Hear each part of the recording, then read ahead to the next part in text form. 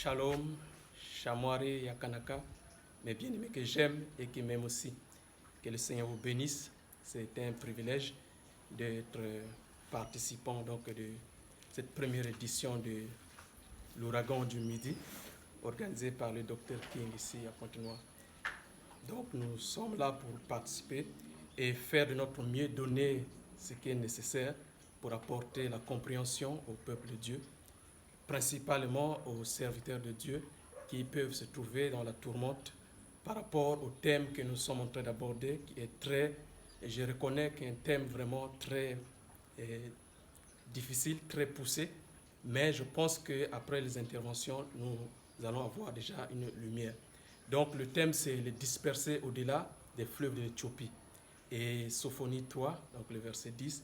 Et pour ma part, pendant mon intervention, j'aimerais parler du message adressé à ces dispersés. Pourquoi je voudrais parler du message adressé à ces dispersés? Parce que nous sommes à la recherche d'un réveil.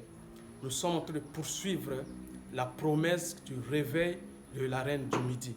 Et de cette promesse du réveil, on se trouve confronté avec deux peuples. Il y a d'un côté les Kamites, c'est-à-dire que les autochtones, donc les Égyptiens, et de l'autre côté, donc les Juifs ou les enfants d'Israël qui se retrouvent.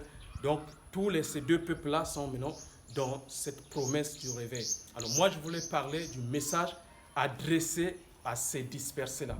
Parce que si nous avons besoin d'un réveil, si nous voulons avoir un réveil, il faut que nous puissions avoir un message. Nous savons que Luther, lorsqu'il a découvert le message de la justification, cela a produit la réforme qui a fait sortir l'Europe de l'état chaotique dans lequel elle était. Lorsque Wesley a découvert son message qui était la sanctification, cela, Fromm dit que cela a sauvé l'Angleterre de la corruption qui était installée dans le pays. Et c'est lorsque aussi le pasteur de la rue d'Assouza, donc Joseph Seymour, a découvert le message du baptême du Saint-Esprit et des retours des dons dans l'Église, alors il a embrasé le monde avec un réveil. C'est pour ça que je crois qu'il est nécessaire que si nous voulons avoir un réveil, si nous sommes en train de poursuivre la promesse d'un réveil qui doit toucher la race noire, et pas seulement la race noire, même au-delà, donc il faut trouver le message qui est adressé à ces dispersés-là qui sont au-delà des fleuves de l'Éthiopie. Et ce message-là, j'aimerais donner déjà en prélude, que ce message, c'est le message de la restauration promise. Et cette restauration promise, c'est ce que les prophètes de la Bible, et même Frère Abraham a appelé la pluie de l'arrière-saison. Et cette pluie de l'arrière-saison, il est encore aussi appelé la pluie de l'inspiration ou la pluie de la foi de l'enlèvement. Alors donc, cette pluie de la foi de l'enlèvement, c'est la pluie de la moisson. Et c'est lorsque nous arrivons à ce terme de la moisson que nous nous retrouvons tout de suite au-delà des fleuves de l'Éthiopie avec Ésaïe 18. Ésaïe 18 va pointer la géographie et le peuple qui va incarner ce réveil, qui sera le réveil donc de la restauration promise, le réveil donc de la pluie de l'arrière-saison.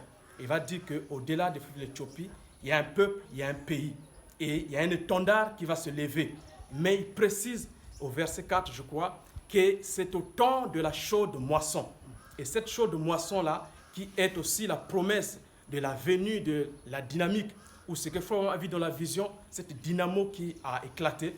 Donc c'est ce que nous sommes en train de poursuivre. Donc nous voyons que lorsque nous atteignons ce message de la restauration, tout de suite, ça nous ramène au-delà des fleuves de l'Éthiopie. Donc c'est le message qui est adressé à ces dispersés-là. Donc c'est aussi un moyen de faire un lien entre l'ancien message qui était la pluie de la première saison apportée par notre frère Branham à l'ouest et faire le lien parce qu'il ne faut pas que les pasteurs ou les églises, puisque la plupart des gens qui sont concernés d'abord dans cette conférence sont les gens du message, nous voulons vous leur donner des éléments d'avoir un cœur tranquille. Parce qu'il y a beaucoup de questions qui se posent. Mais pourquoi vous commencez à parler de ces juifs, de ces dispersés, alors que nous, l'épouse, nous sommes encore sur la terre? Donc il est temps aussi que nous puissions faire un lien entre l'ancien message et le nouveau message. Et ce nouveau message, c'est ce qui s'adresse premièrement aux dispersés au-delà des fleuves de l'Éthiopie, qui sont les premiers concernés, Et c'est eux que Dieu va certainement utiliser comme des pionniers pour amener le nouveau message donc, dans le monde entier. Alléluia. Donc, voilà un peu voilà pourquoi nous sommes là et que nous avons le zèle de participer à cette première édition. Nous vous invitons, je ne me suis pas présenté, mais c'est le frère Espoir Moukala de la mission du Midi pour le monde, Tabernacle de la Charité à Pointe-Noire. Nous serons très heureux de vous avoir avec nous et je crois que par la sagesse et l'intelligence du Saint-Esprit, nous allons comprendre ce grand thème qui est difficile, mais le Seigneur est avec nous. Travaillons, travaillons et le Seigneur va nous bénir. Que Dieu vous bénisse.